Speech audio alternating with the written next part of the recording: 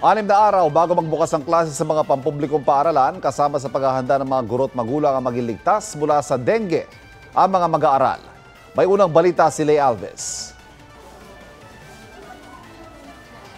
Abala ang mga guro at magulang sa paglilinis ng mga eskwelahan para sa pagbubukas ng klase sa susunod na linggo.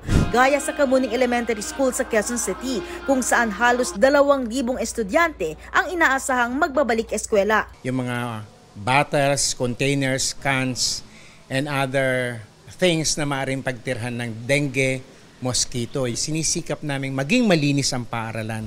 Ang mga magulang, kani-kanyang diskarte na rin para malayo sa lamok na may dalang dengue ang mga anak. Linisan lang po siya, tapos lotionan para maiwasan yung pag-dengue. Sa school naman, kailangan ko lang siyang medyasan ng mahaba. Sabi ng DOH, karaniwang tumataas ang dengue cases tuwing tag-ulan. Kaya mahalaga raw na parating maglinis ng kapaligiran at alisin ang mga posibleng pamugaran ng lamok. Nangangagat yan during day, nag-umpisa na ang classes. So yung mga bata, gumagalaw na yan from their house, sa sasakyan, papunta sa eskwela, ganun din, pabalik. They can be bitten by the mosquito anywhere along that route. Hindi naman lahat sa bahay nakukuha. Naaagapan, kaya importanteng mabigyang lunas agad ang tatamaan ng dengue. Kabilang sa mga sintomas ay lagnat na may kasamang pananakit ng ulo, pagsusuka, rashes, pananakit ng mata at katawan.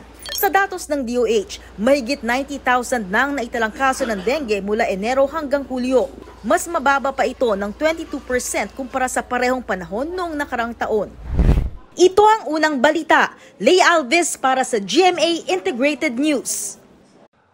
Mga kapuso, para laging una sa mga balita, bisitahin at mag-subscribe sa GMA Integrated News sa YouTube. Sa mga kapuso abroad, samahan nyo kami sa GMA Pinoy TV at sa www.gmanews.tv.